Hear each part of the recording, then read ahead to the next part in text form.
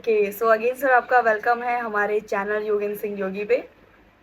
नमस्कार sir. Sir अभी तक हमने काफ़ी सारी चीज़ों पे चर्चा की है, बट जो आज का टॉपिक है वो बहुत ही इंटरेस्टिंग है और पब्लिक भी इसमें बहुत ज़्यादा इंटरेस्ट दिखा रही है। जैसा कि अभी हमें हाल ही में पता चला कि राघव चड्ढा समेत 6 और लोगों ने आम आदमी पार्टी को छोड़ के बीजेपी ज्वाइन किया, तो उसके बारे में सर थोड़ा हमें बताइए।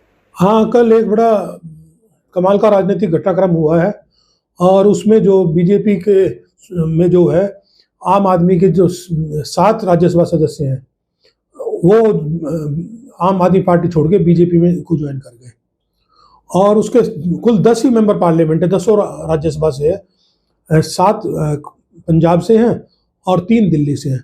तो उसमें 6 जो हैं कल पंजाब से चले गए और 1 दिल्ली से। तो 7 जो राज्यसभा मेंबर हैं उनके अपना बीजेपी में शामिल हो गए। तो ये एक तरह से बहुत बड़ा झटका है, राजनीतिक झटका, क्योंकि लोकसभा का तो उनके पास एक भी नहीं है।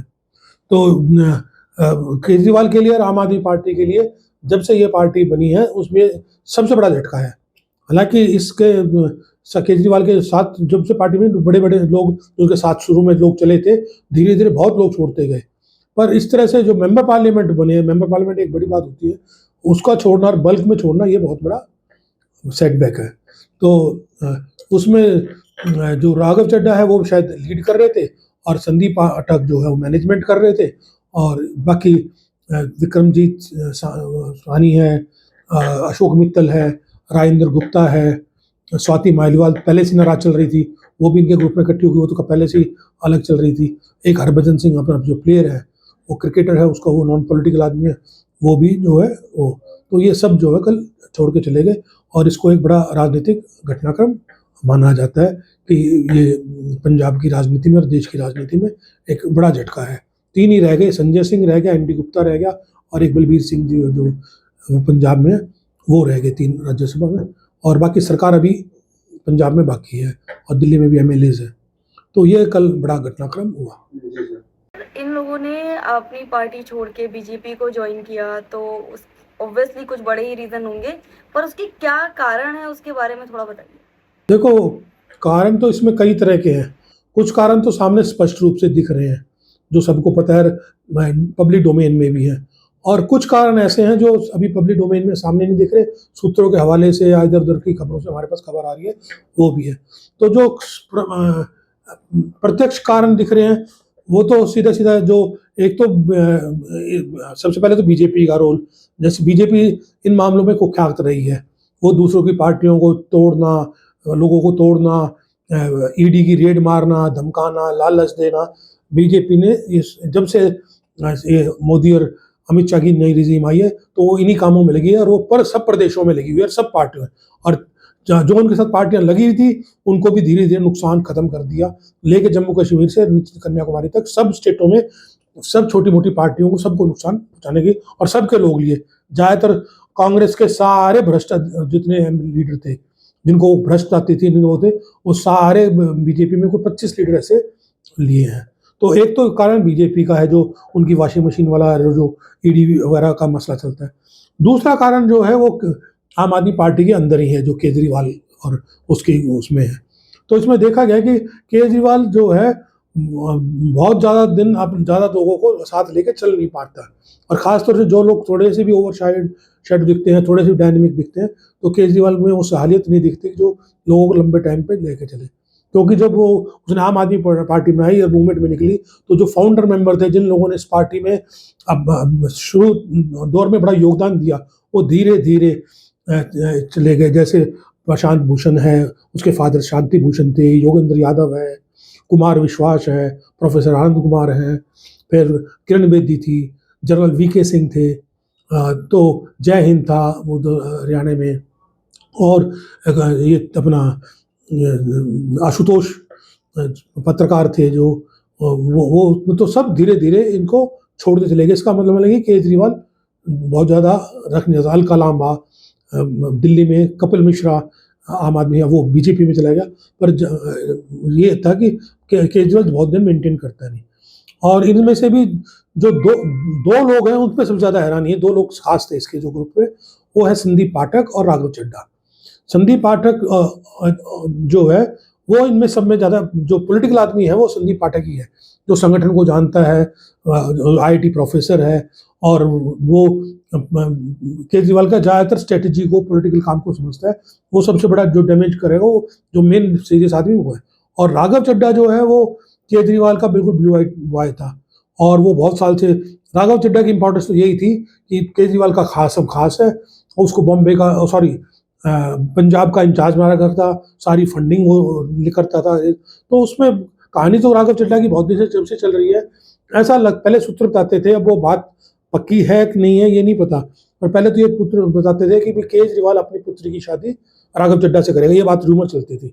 पर जब राघव चड्ढा की शादी जो प्रसिद्ध अभिनेत्री परिणीति चोपड़ा से हो गई, तो उसके बाद से थोड़ा सा ये मामला शुरू हो गया कि वो पारिवारिक मामला तो खत्म हो गया। उसके बाद कुछ लोग कहते हैं कि राघव चड्ढा जो है वो इनका फाइनेंशियल मैनेजमेंट देखता था, क्योंकि ट्रांसफर, पोस्टिंग, टिकट बांटना, पंजाब में सारे जो बिजनेसमैन को डील करना राघव चड्ढा कर रहा था। तो वो कह रहे हैं कि कोई 7-8 हज़ार रुपये का झगड़ा है, जो 7,000 करोड़ रुपया राघव चड्ढा के पास केजरीवाल के पास थे, और केजरीवाल ने उसको क्योंकि ये पेशे सीए है, तो उस पैसे को ठिकाने लगाने के लिए इसकी जिम्मेदारी लगाई थी कि सिंगापुर में इसको कहीं सेटल कर किसी शेल कंपनीज वगैरह के थ्रू इसको ट्रांसफर करना था। पर इसने बजाय सिंगापुर के कहते हैं कि लंदन में वो मामला सेटल किया। तो कुछ कहते हैं कि पैसे का भी लेन देन का है मामला है, और यूँ भी कहते हैं कि केजरीवाल जो ने जैसे स्वाति मालीवाल के साथ बदतमीजी की, तो जो जय हिंद है, इनका मेन फाउंडर मेंबर है और स्वाति मालीवाल का हस्बैंड है, उसने ये डिस्क्लोज किया हरियाणा का में कि भाई राघव चड्ढा को भी इसी तरह से मुर्गा बना के मार पिटाई करी, और इसकी जो आंख में चोट लगी उस मार पिटाई के दौरान ही लगी। तो इसीलिए राघव चड्ढा जब केजरीवाल का सबसे क्रिटिकल टाइम था, जेल में था, अपने मुकदमे भुगत रहा था, संजय सिंह और मनोज सिसोदिया और ये जैन अपने जो स्वास्थ्य मित्र थे, सब पे मुकदमे थे। तो उस टाइम राघव चड्ढा आके लंदन में बैठ गया, और स्वाति मालीवाल उस टाइम अमेरिका में चली गई। तो उस टाइम भी ये लग रहा था कि राघव चड्ढा इनसे अलग हो रहा है, और कहीं पीछे से ये भी बात बन रही थी कि जो राघव चड्ढा है, सब पे मुकदमे दर्ज हुए, और राघव चड्ढा इनके इतने क्लोज था तो उसने बीजेपी से मुकदमे नहीं किया। तो इसका मतलब कहीं ना कहीं राघव चड्ढा की बीजेपी से साठगांठ थी कि उस पर मुकदमा दर्ज नहीं हुआ। और लोग तो ये कहते हैं कि जो प्रीति चोपड़ा थी वो पहले हरियाणा की ब्रांड एम्बेसडर थी, और उस दौरान उसका जो है मनोहर खट्टर जो उस टाइम सीएम थे, उनसे बड़े अच्छे रिश्ते थे। वो भी पंजाबी से लॉबी से थे, ये भी पंजाबी लॉबी से, तो राघव चड्ढा भी एक पंजाबी परिवार से। तो कहते हैं कि वो प्रीति चोपड़ा ने वो सब मैनेज कर लिया कि राघव चड्ढा पे उस पर मुकदमे बनने नहीं दिए, वो सब चीज़ें मैनेज उसने की। तो वही जो कनेक्शन है शायद वो अभी तक चला आ रहा था। और उसका जो क्लिक पॉइंट हुआ वो अब हुआ कि जैसे ही राघव चड्ढा को जो उपनेता थे राज्यसभा में, इसको जैसे हटाया केजरीवाल ने, ये तुरंत घटना जो हुई, तो उसी टाइम से सारा पॉलिटिकल एक्टिविज्म उनसे बहुत फास्ट हो गया। जैसे ही राघव चड्ढा को हटाया और अशोक मित्तल को बनाया, और कहते हैं कि राघव चड्ढा ने बीजेपी से मिलकर पहले तो अशोक मित्तल पे रेड करवाई, 15 तारीख को रेड करवाई अशोक मित्तल पे, और ये 24 को ये जो है ज्वाइनिंग हो गई। तो ये सारी डेवलपमेंट इतनी तेजी से हुई कि राघव चड्ढा ने और फिर संदीप पाठक ने मिलकर इन सारे एमपीज को किया, क्योंकि उसमें सारे बिजनेसमैन हैं, 3-4 तो बिजनेसमैन हैं जो बड़े बिजनेसमैन हैं। एक तो विक्रमजीत सिंह साहनी बड़ा बिजनेसमैन है, एक अशोक मित्तल जो लवली यूनिवर्सिटी वाले हैं वो है बड़ा बिजनेसमैन है, और एक राजेंद्र गुप्ता जिनकी ट्राइडेंट ग्रुप है, बड़े पैसे वाले हैं। तो तीनों थे। तो बिजनेसमैन वालों का और हरभजन सिंह एक प्लेयर है, वो ना पहले ज़्यादा पॉलिटिकल एक्टिविटी में पार्टिसिपेट कर रहा, ना वो अब आगे करेगा। तो राघव चड्ढा ने और संदीप पाठक ने इन सबको मिलाया, और असली बात तो ये थी कि इन लोगों को जाने में कोई अचंभा नहीं है, क्योंकि केजरीवाल ने जो टिकटें राज्यसभा को दी, चाहे दिल्ली हो चाहे पंजाब हो, सारे ऐसे लोगों को दी, या तो बेची या बड़े लोगों को दी। तो मतलब कि पार्टी की आइडियोलॉजी से जुड़े हुआ या पार्टी के संगठन वालों का किसी को नहीं दी। जैसे दिल्ली में नंबर आया था तो उसने संजय सिंह तो चलो एक ठीक नाम था, उसके बाद जैसे कुमार विश्वास मांग रहे था, आशुतोष मांग रहे थे, या पार्टी में और वर्कर है जिन्होंने पार्टी बनाई है। पंजाब में भी ऐसे ही, पंजाब में बहुत वर्कर ऐसे थे जिनको आप एमएलए एमपी नहीं दे सकते, जो सीनियर लोग हैं जो पार्टी के खून पसीना बहाते हैं, उनको देते तो बात थी। अगर आप टिकट को बेचोगे या बिजनेसमैन को दोगे तो वो दबाव झेल ही नहीं सकते, वो तो थोड़ी सी बात का ही सचाएंगे और वो छोड़ के भाग जाएंगे। तो वही हुआ, अगर आपने टिकट है, अब वो कह रहे हैं कि पंजाब से गद्दारी कर दी इन्होंने,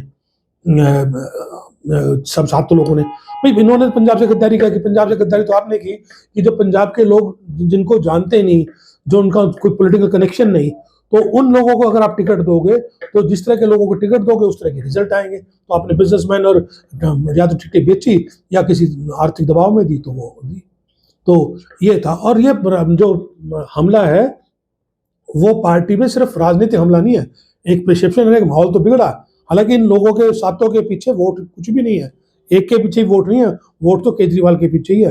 पर एक माहौल और एक परसेप्शन जो बनता है उससे बड़ा होता है, क्योंकि अभी अगले महीने अगले साल पंजाब में इलेक्शन है, उसका असर दिल्ली में भी हो सकता है। तो जो है वो माहौल जो बना ना, तो उससे बात खराब हुई। तो कारण सारे जो है ये कुल मिला के ये है, और भी कोई कारण बहुत होंगे, पर जो अभी फौरी तौर पे जो समझ में आ रहा है कि ये सब कारण दिख रहे हैं कि इनका जाना तकरीबन तय था। तो और राघव चड्ढा, जिसको अभी 10-15 दिन पहले जिस पार्टी को ये कह रहा था कि ये सबसे मतलब कि करप्ट, बीजेपी अनपढ़ और करप्ट लोगों की पार्टी है, अब आज मतलब कि ये भी भारतीय राजनीति का भी एक बड़ा दिवालियापन है कि जो आदमी कल तक ये कह रहा था 5-7 दिन पहले कि ये पार्टी है, तो वो लोग तो जो है अब बीजेपी सबसे अच्छी पार्टी हो गई राघव चड्ढा के लिए। और दूसरी तरफ बीजेपी अभी 15 तारीख को जिस अशोक मित्तल पे रेड मार रही थी, ईडी की रेड मार रही थी, वो कह रहे थे कि सब करप्ट लोग हैं, बिजनेसमैन में। अभी बिट्टू जो है वो स्टेटमेंट दे रहा था कि भ्रष्ट लोग हैं आम आदमी में, इसलिए रेड मारी है। अब आज वो जो है अशोक मित्तल अब बीजेपी में आके उनकी वॉशिंग मशीन से धुल के साफ सुथरा हो जाएगा। तो ये एक जो है बहुत नैतिक पतन है कि जो दोनों तरफ एक दूसरे को कह रहे थे, अब दोनों एक दूसरे को ठीक बताएंगे, और वो उसको विश्वासघात गद्दार बता रहे हैं आम आदमी पार्टी। और अब बीजेपी कह रही है कि केजरीवाल के साथ करप्ट आदमी रह ही नहीं सकते, इसलिए लोग आ गए। अब ये सारे लोग सीधे हो गए। तो ये सब कारण रहेंगे। अब सर ये बात ही इतनी बड़ी है, तो इसका क्या इम्पैक्ट पड़ेगा आने वाली राजनीति पे, देश की राजनीति पे, उसके बारे में थोड़ा हमारी ऑडियंस को बताइए। देखो, इस घटना का जो घटना ये बड़ी है, तो बड़ी घटना है तो उसके राजनीतिक असर भी बड़े होंगे। तो उसमें जो है, हालांकि ये मामला बीजेपी और आम आदमी पार्टी के बीच में है, पर इसमें जो सबसे बड़ा फायदा होने वाला है वो कांग्रेस को है। कांग्रेस सबसे ज्यादा खुश है, क्योंकि जहां जहां बीजेपी और कांग्रेस के स्टेट में सीधी लड़ाई है, वहां जो है आम आदमी घुसती है। और दिल्ली में तो सरकार बना ली और पंजाब में सरकार बना ली। अदरवाइज गुजरात, गोवा, उत्तराखंड, जहां भी सीधा बीजेपी, वहां जाके ये हरियाणा, वहां जाके ये इलेक्शन लड़ती है और कांग्रेस के वोट काटती है और उसमें बीजेपी की मदद होती है। तो कांग्रेस तो बहुत खुश है। कांग्रेस तो चाहती है कि आम आदमी पार्टी जब होगी खत्म, तो भी उसका जो है बीजेपी से डायरेक्ट मुकाबला होगा।